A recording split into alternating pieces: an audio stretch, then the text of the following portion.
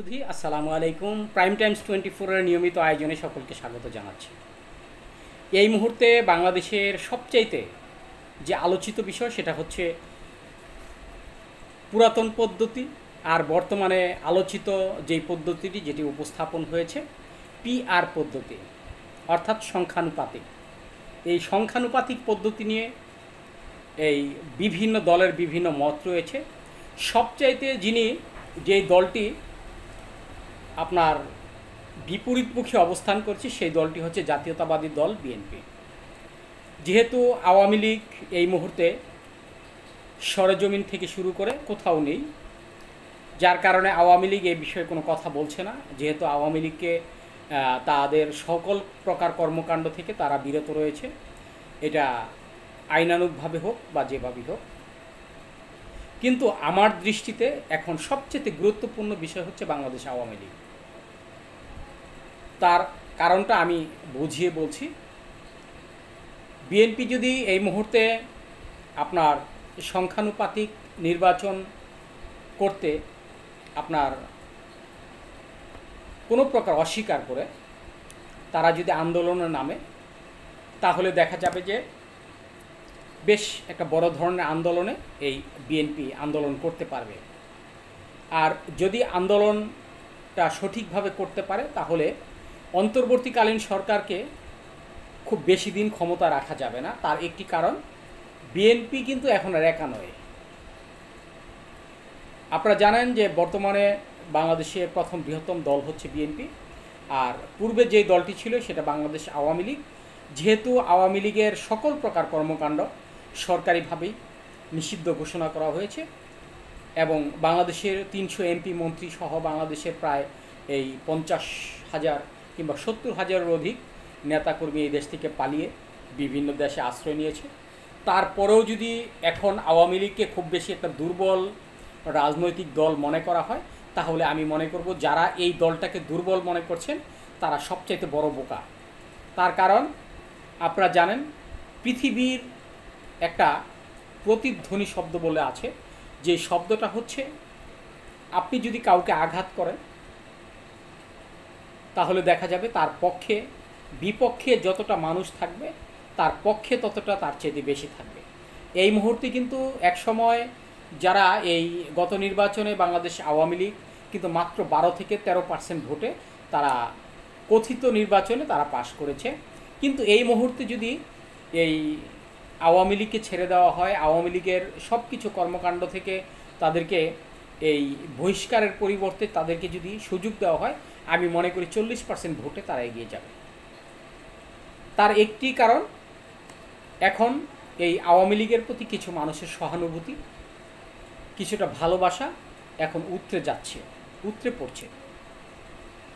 আমরা যখন দেখি দুধ জাল দিতে দিতে দেখা যায় এক সময় একেবারে উতরিয়ে পড়ে যায় পাতিল থেকে, ঠিক এই মুহূর্তে বাংলাদেশ আওয়ামী লীগের ভালোবাসাটা কিছুটা জনগণের এভাবে উতরিয়ে যাওয়ার মতো একটি অবস্থানে দাঁড়িয়েছে। আপনারা জানেন যে বাংলাদেশ আওয়ামী লীগ যদিও এই বছর এই ট্রামে নির্বাচন করতে পারবে না, এই নির্বাচন না করাকে কেন্দ্র করে তারা কিন্তু বসে থাকবে না। যখন বিএনপি নির্বাচন করবে অবশ্যই তাদের সাথে একটা সম্পৃক্ত হয়ে এই আওয়ামী লীগই কিন্তু আপনার দেখা যাবে যে তাদের সাথে নির্বাচনে অংশগ্রহণ করছে বিভিন্ন উপায়ে। আর যার কারণে দেখা যাবে এই সংখ্যানুপাতিক হারে, যদিও আমরা মনে করছি যে বাংলাদেশ জামাত ইসলামী বাংলাদেশ সহ ইসলামিক দলগুলো মহাজোট বেঁধেছে এবং তারা বিএনপিকে কোণঠাসা করার জন্য একটি এই ব্যক্তিগতভাবে আলোচনা এবং বৈঠক বসে তারা হয়তো বা কোনো একটা কিছু চিন্তা করার ভাবছে। কিন্তু বিএনপিকে যদি এতটা দুর্বল মনে হয়, বাংলাদেশ আওয়ামী লীগকে যদি এতটা দুর্বল মনে হয়, তাহলে আমার মনে হয় অন্তর্বর্তীকালীন সরকার এটা এই ভুল পথে এগুচ্ছে। তার কারণ বাংলাদেশের প্রথম বৃহত্তম যে দলটি সেটা হলো আওয়ামী লীগ, আর দ্বিতীয় বৃহত্তম দল বিএনপি। এই দুইটি দলকে, একটি দলকে সরকারিভাবেই নিষিদ্ধ ঘোষণা অর্থাৎ ফ্যাসিবাদের কারণে, আর দ্বিতীয় দলটিকে কৌশলে আপনার সাইড করা, এই দুইটি দলকে এত সহজ হবে না। তার কারণ জামাতে ইসলামী বাংলাদেশের যে শক্তি সম্পর্কে আমরা জানি, তারা নির্বাচন করলে হয়তো সর্বোচ্চ 25টি আসন পেতে পারে। আর বিএনপি এই মুহূর্তে নির্বাচন করলে মিনিমাম 2 থেকে 220টি আসন পাবে। এনসিপির কথা আমরা বলছি না, কারণ এনসিপি মাত্র নবাগত একটি শিশু। এই শিশুটি কত পার্সেন্ট ভোট পাবে এটা আমরা বলতে পারি না, হয়তো তারা 1%, 1.5% ভোট পেতে পারে সারা বাংলাদেশ থেকে। যারা তরুণ প্রজন্ম আছে, যারা মনে করছে যে এনসিপিকে খুব বেশি একটি প্রাধান্য দেওয়ার বিষয়, হয়তোবা 1 থেকে 1.5% ভোটে তারা হয়তোবা পেতে পারে। কিন্তু আপনার বিএনপি এবং আওয়ামী লীগকে যদি বাদ দিয়ে কোনো নির্বাচন করা হয় কিংবা কোনো কৌশল অবলম্বন করা হয়, তাহলে আমার মনে হয় না যে বাংলাদেশে একটি সুস্থ নির্বাচন চিন্তা ভাবনা করা যায়। কিংবা বর্তমানে আমরা যে বিষয়টা দেখছি, সবচাইতে যে বিষয়টা নিয়ে আলোচনা হচ্ছে সেটা হলো আপনার পিআর পদ্ধতিতে নির্বাচন। এই পিআর পদ্ধতিতে নির্বাচন হলে দেখা যাবে বিএনপি প্রায় 40% ভোট পাবে, এটা একেবারেই নিশ্চিত।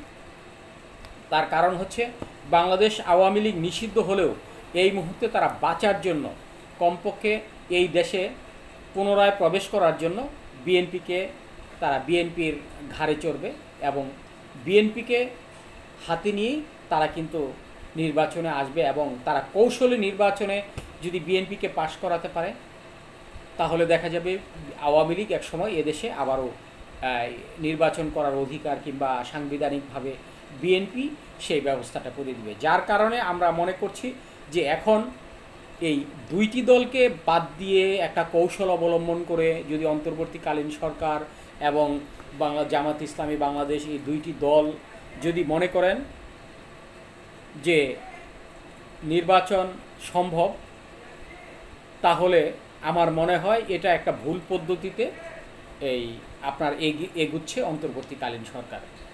কারণ এত বড় একটি দল আমরা দেখেছি, আমরা শুনেছি গত 5ই আগস্টের পর আমরা শুনেছি এবং অনুমান করতে পেরেছি যে বিএনপিকে তারা অন্তর্বর্তীকালীন সরকার হোক কিংবা এই নাগরিক পার্টি হোক কিংবা জামাত হোক, তারা কৌশলে যে একটা কৌশল অবলম্বন করছে যে বিএনপিকে কোনো প্রকারে নির্বাচন থেকে আপনার কোনো একটা কৌশলে তাদেরকে বাদ দিতে পারলে হয়তোবা এই দলগুলো একটি শক্তিশালী দল হবে। আসলে এই ঘটনাটা এবং কথাটা আমি একেবারেই বিশ্বাস করি না।